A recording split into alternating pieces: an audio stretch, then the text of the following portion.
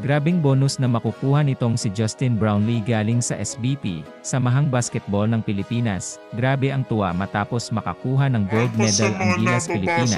Pero bago natin umpisahan, ay suportahan mo naman ang aking channel. Para manalo sila sa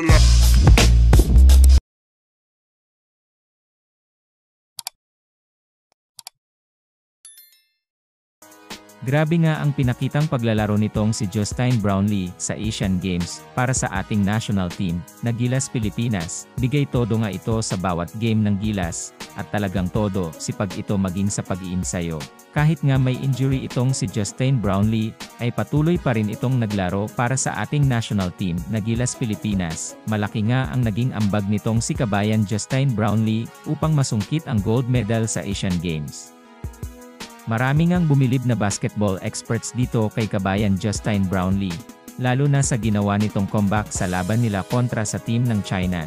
Dito nga ay muntik na silang mawalan ng pag-asa, pero ginawaan ng paraan nitong si Brownlee. Hindi nga magkanda mayaw ang mga Pinoy fans sa ginawa nitong si Justin Brownlee, at maging mga Chinese fans ay napatahimik sa ginawa nitong comeback at pagtalo ng Gilas Pilipinas sa team ng China.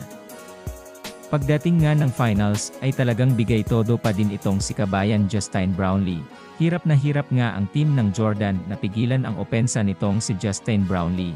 At dahil na din sa magandang tactics nitong si Coach Tim Cone, dahil nga sa pagkakapanalo nila kontra sa team ng Jordan sa finals, ay nakamit nga ng ating national team na Gilas Pilipinas ang gold medal sa Asian Cup. After 61 years ay ngayon na lang ulit nakamit ang gold medal.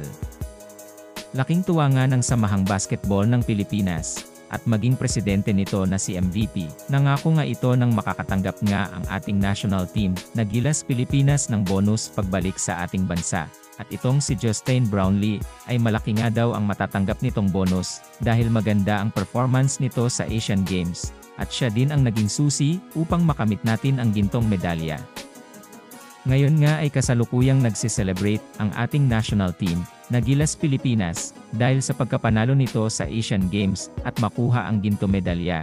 Nag-aabang nga din sa kanila ang malaking financial bonus bigay ng Samahang Basketball ng Pilipinas. Sa tingin nyo mga kaibigan, karapat dapat bang makakuha ng malaking bonus itong si Justin Brownlee dahil sa ginawa niya para sa ating national team na Gilas Pilipinas? Paki-comment naman ang inyong opinyon. Sana nga ay magtagumpay itong si kabayan kay Soto na masungkit ang kanyang matagal na niyang pangarap na maging isang NBA player. Patuloy nga nating siyang suportahan sa kanyang mga paparating na laban. Sana nga din ay magtagumpay ang mga Pinoy sa kanilang mga larangan at maiwas sa mga injury at makamit din sana nila ang gintong medalya. Proud na proud kami sa inyo. Patuloy nga nating suportahan ang mga kababayan nating naglalaro ngayon sa iba't ibang dako ng bansa. Maraming salamat sa panonood ng aking video. Kung nagustuhan mo ang aking video, ay huwag kakalimutang like and subscribe. At huwag mo na din kakalimutang pindutin ang notification button upang updated ka sa aking mga video.